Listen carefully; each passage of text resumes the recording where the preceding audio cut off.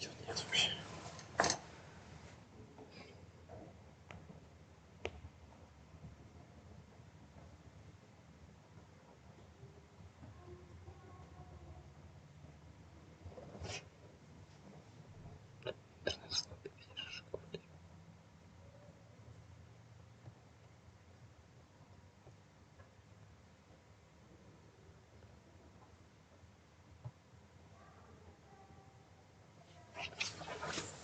Интернет слабый.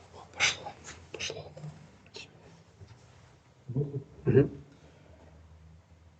Здравствуйте, меня зовут Николай Денис.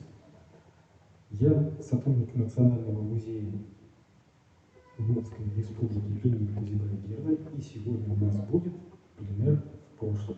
Мы будем с вами рисовать уголочек церковно-приходской школы.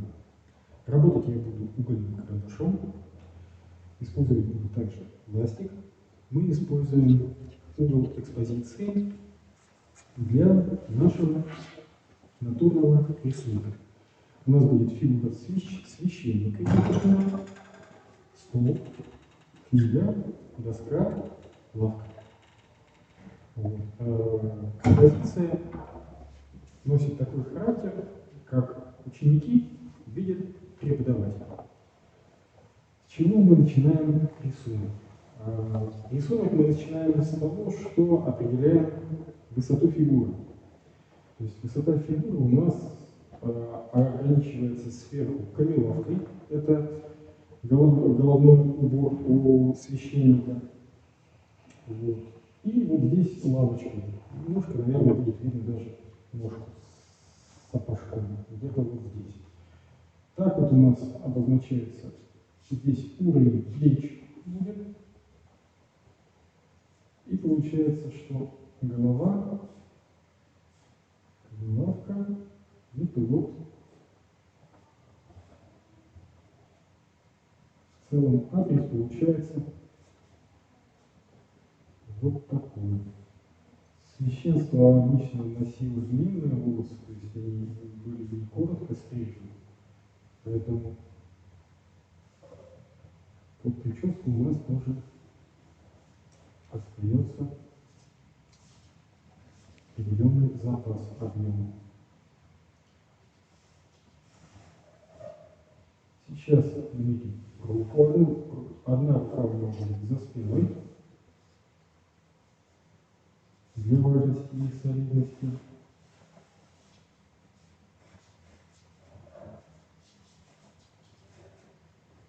Вот вторая рука на столе.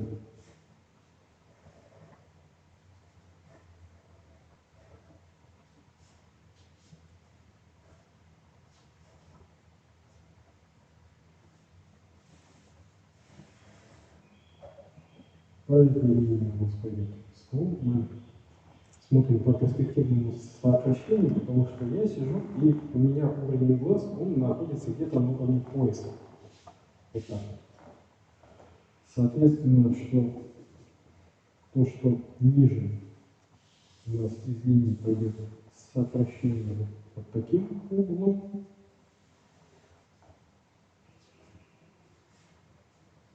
Здесь край стола, ножка стола. И вот здесь будет лавочка.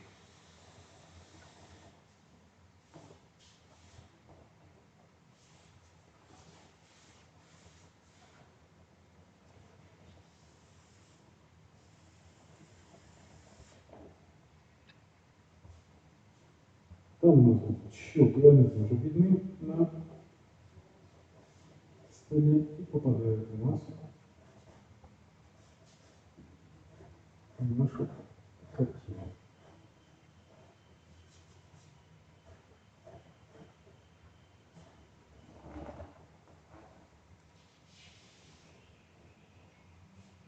На столе у нас еще будет подсвечник обязательно.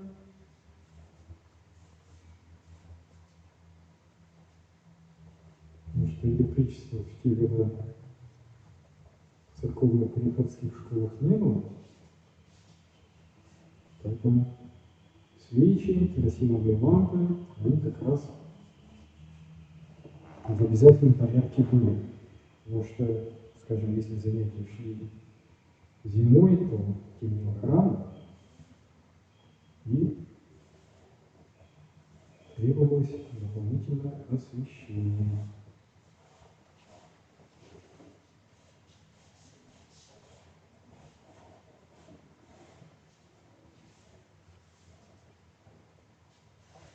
Вот вам тебе книгу на столе. Книги, так как изучали закон Божий, это мог быть закон Божий, это могло быть Святое Писание, Евангелие. Могли быть жития святых,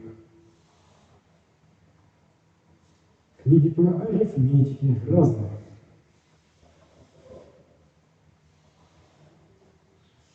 Много предметов в церковно-приходских школах не изучали, но самую основу изучения букв, а уже потом чтение, счет, сложение, вычитание, счет до 100, и этого было достаточно.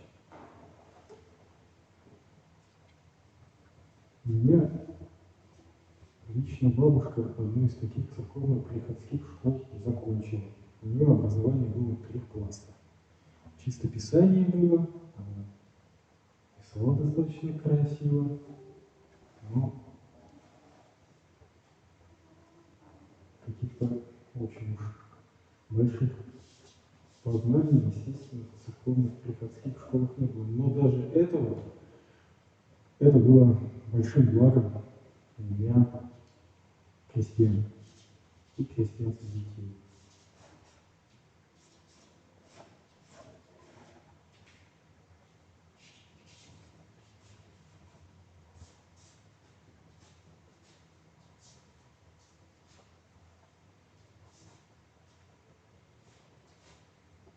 Вот у нас сейчас получился уже намечен рисунок.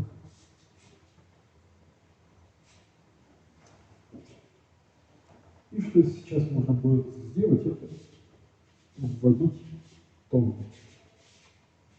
прорисовать, сделать более контрастный рисунок, поработать с тенями, прорисовать лицо прежде всего, что в данном случае для нас образ священника очень важен, он центральный, на нем держится вся композиция. Поэтому сейчас я приступлю именно к этой части.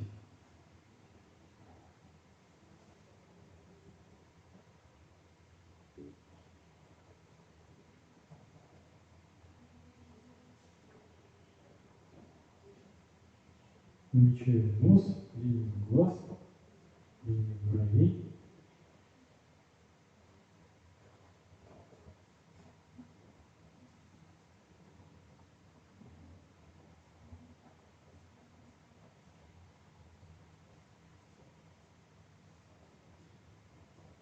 Линия губ, подбородочек. И вот тут уже мы будем потом формировать объем брови. Но сейчас это прежде всего глаза. Прорисовка глаз.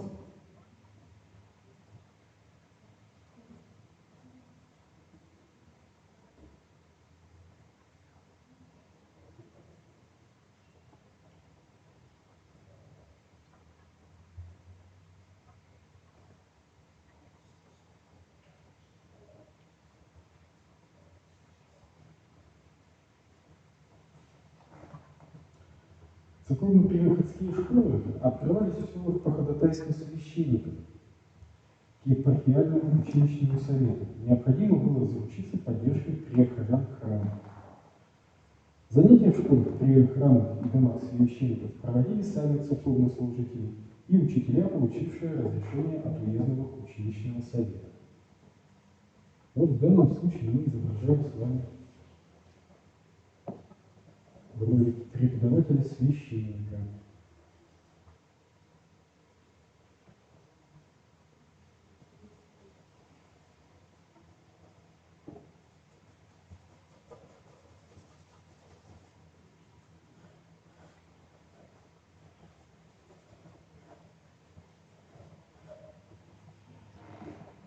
У священника мы изображаем не полное облачение, а он у нас изображен в подрезнике. То есть это то, что в чем обычно каждый день священник ходит. И только уже на богослужении он одевает полное облачение. В зависимости от праздников облачение бывает разного цвета. Скажем, в дни Великого Поста черное. В другие праздники оно имеет цвета и золотой, и красный, и зеленый, и синий, фиолетовый. Вот такие бывают оттенки. Ну, у нас в карандаше этого видно не будет, а подвесники, они тоже бывают разных цветов. Серые, черные, коричневые, белые.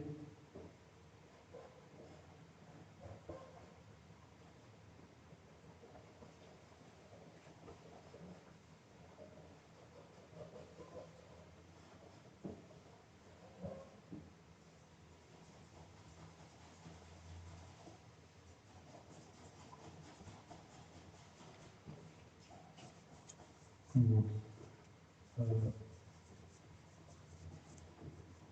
Каким инструментом мы сейчас пользуемся, это прежде всего штриховка. Я сейчас практически не тушую, то есть я всю массу набираю в штрихах. Стараюсь штриховать по форме.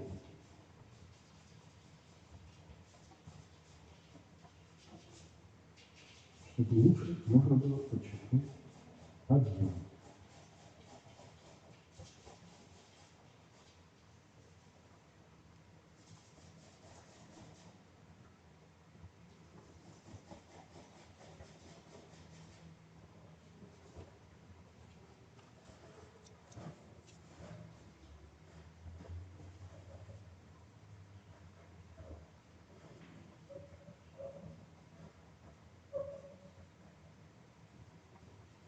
Вот, сейчас перейду к бороде.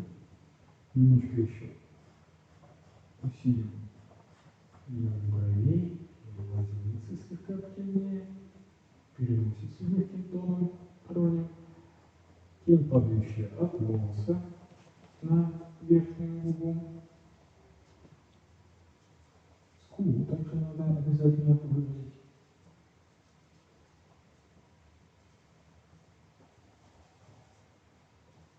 Вот у нас постепенно складывается уже образ самого священника, преподавателя школы.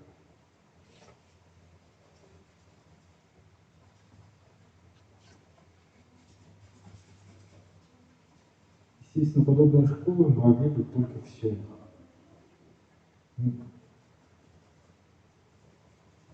Где есть церковь, где есть приход достаточно большой.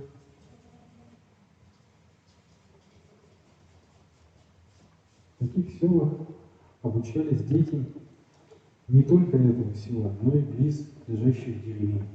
Поэтому классы были не маленькие. Вот ту картину, которую мы сейчас с вами стараемся создать с помощью графики. Есть очень хорошие примеры исторических художников, которые рисовали церковные приходские школы, и, конечно же, первым, кого можно назвать в этом ряду самыми, то есть, на мой взгляд, известными и самыми известными картинами на эту тему, это Богдан Рудницкий. У него есть целый ряд картин, посвященных именно таким школам. Картины его есть в коллекции Павла Михайловича Третьякова, Третьяковской галереи, и не только. И два областных музея тоже есть.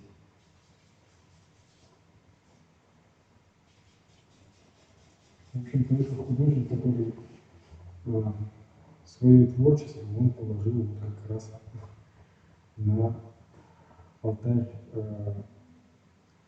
сельской жизни. он ее воспевал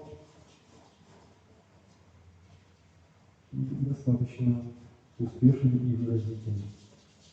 Его картины пишет правду, образы и учителей, и главное детей, они не похожи один на другого. Он очень внимательно подходил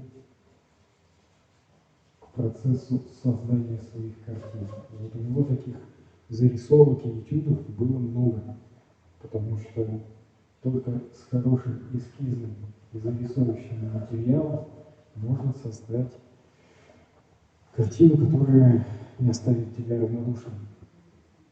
Чтобы достучаться до сердца зрителя, это нужно вложить труд немало.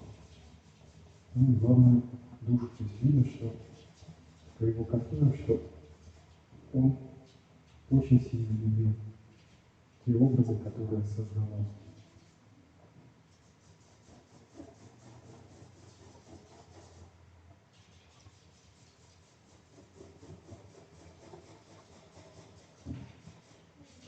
В общем-то, сейчас набираем массу. И силуэт уже у нас выделяется.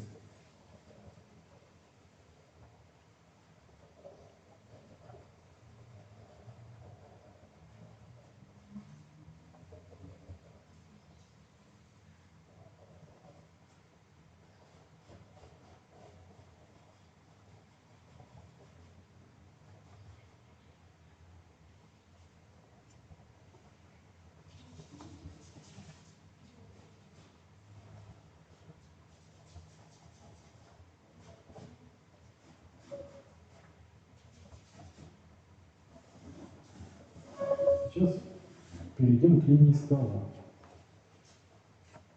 Стол сейчас обозначим.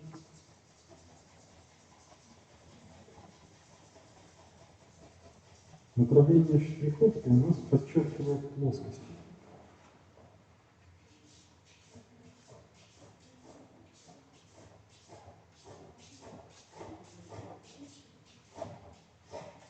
Это такой и конструктивный момент. И главное, что минимальными средствами можно показать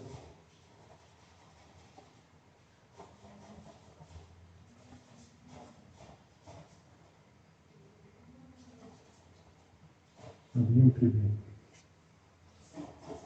и его положение в пространстве.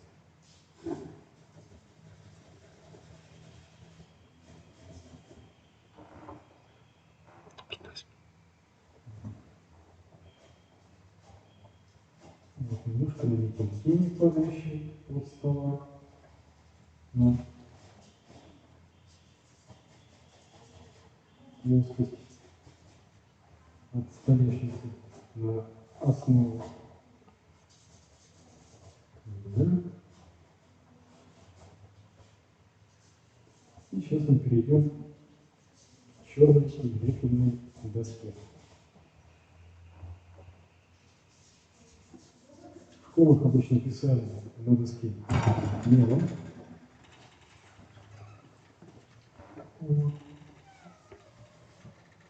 А ученики либо на досочках писали, чтобы много бумаги не переводить, потом проверяли у них, стирали. Вот они, кстати говоря, на столе в экспозиции есть.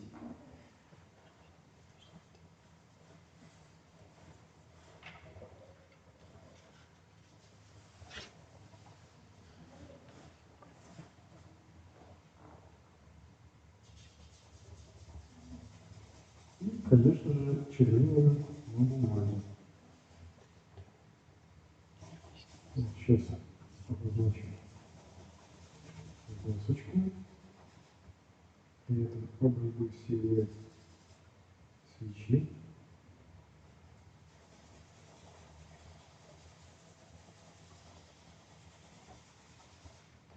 Повторюсь, что работаю я угольным карандашом. Вот, мне даже удобнее работать таким карандашом, у которого весь стержень это грифель. И только, то есть оболочка, которая легко снимается при его заточке. Вот, достаточно удобно. Тут мы можем наметить какие-то буквы.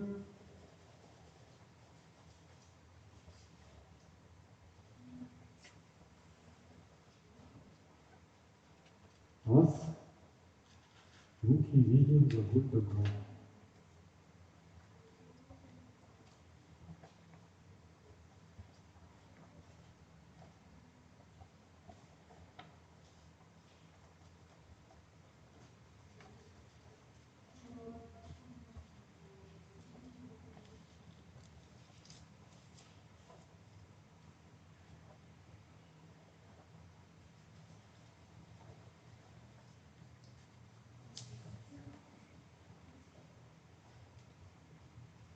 Руки видим, глаголь добро, живот.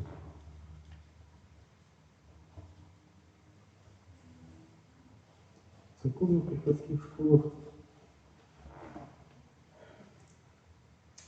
к учителям предъявлялись такие требования, как набожность, воцерковленность и сердечная мягкость. В плане знаний достаточно было уметь толково читать и писать по-церковнославянскому и по-русски, иметь элементарное знание арифметики. Закон Божий преподавали по одному уроку каждый день. Методика преподавания этого предмета оговаривалась в правилах о церковных приходских школах.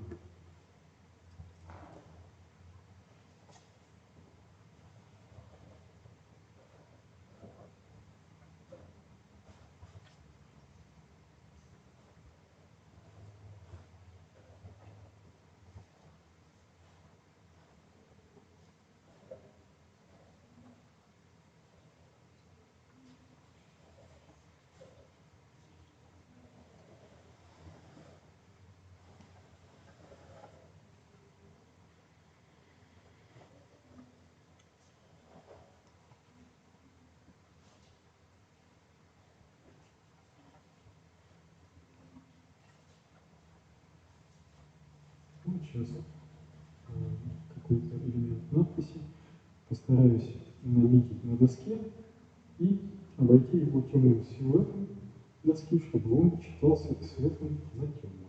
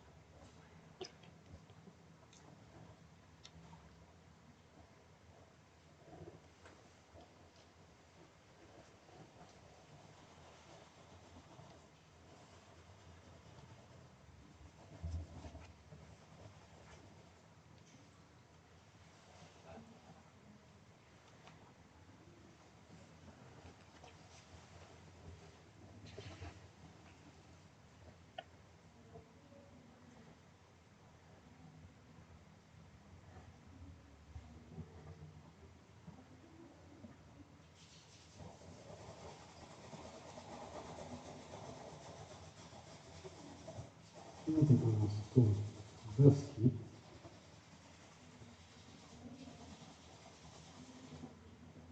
Но все равно, то есть стараюсь, чтобы самый главный контраст все-таки был это не доска, чтобы основная проготовка ложилась на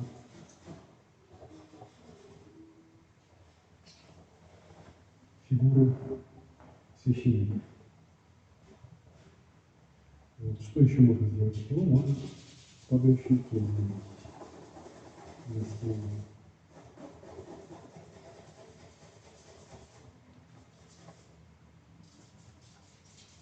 Как то, если бы оконный свет и, скажем, свет той же самой лампы, он был перед ним.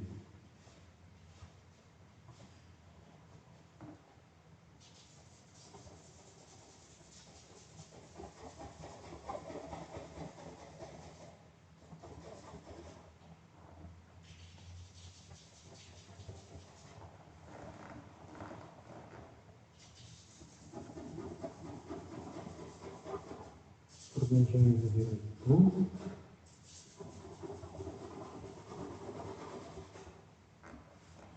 Благо угольным карандашом это делать не так сложно, потому что он мягкий, активный, он не дает, набирать не сложно. Если бы у меня в руках был твердый или твердомягкий карандаш, я, конечно, бы рисовал очень долго, и рисунок был бы за такое короткое время не столь выразительный, как он. Наша же задача за короткое время сделать выразительный, контрастный рисунок.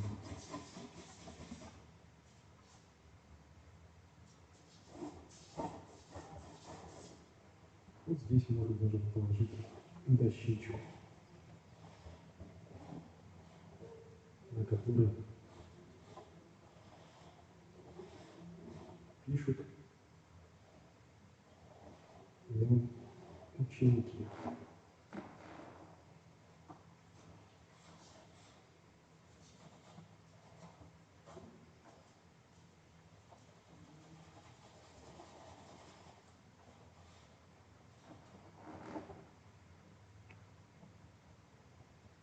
Церковнославянский язык изучали 4 часа в неделю. Пение и чистописание по 2 часа. Обучение русскому и церковнославянскому языку строилось на практическом обучении принципам письма букв. Затем учились читать и писать отдельные слова. Уроки арифметики знакомились с счетом от 1 до 100, со сложением и вычитанием. Ну вот это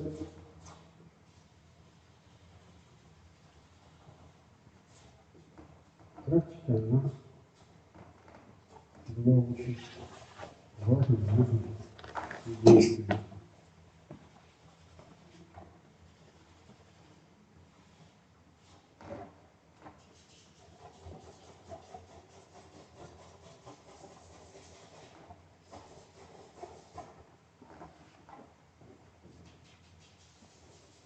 Еще немножко формы около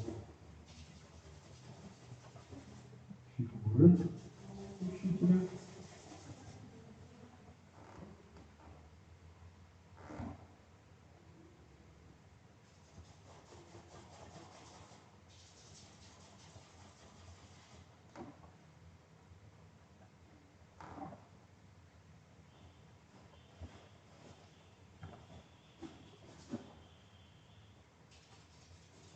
Немножко еще наведем тон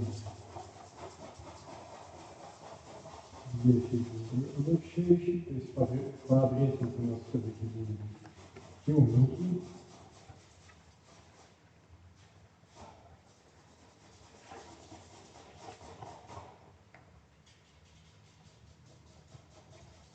Как говорится, не марки.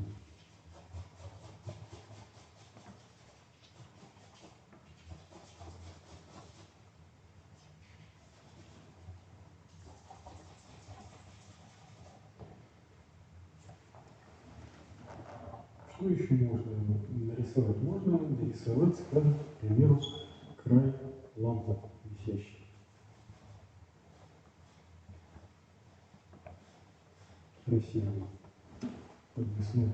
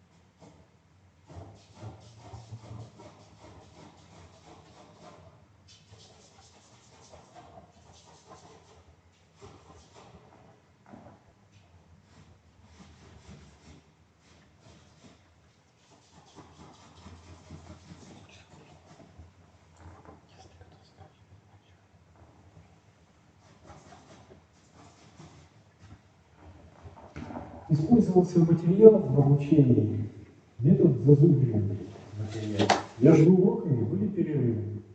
Иногда в школе преподавали рисование для мальчиков и рукоделие для девочек. Я вот думаю, что тот же самый Богдан Английский, вполне возможно, что он вышел из такой же церковно-приходской школы. И став замечательным живописцем и художником, он выбрал тему для своего творчества, ту, которая была очень близка его сердцу.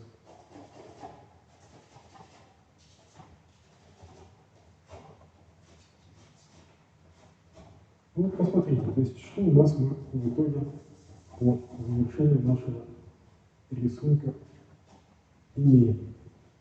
Фигура священника, то есть он преподает какой-то материал, книга, подсвечник, счеты, надпись на меловой доске зрительной. То есть вот такой определенный пересчет предметов он уже делает за рисуночку у нас не просто наброском, а уже какой-то информативной картиной, то есть по которой можно сделать рассказ. Очень надеемся, что вам наш сегодняшний урок понравился. Ждем вас в стенах нашего музея. Приходите на экспозиции. Мы вам очень будем рады.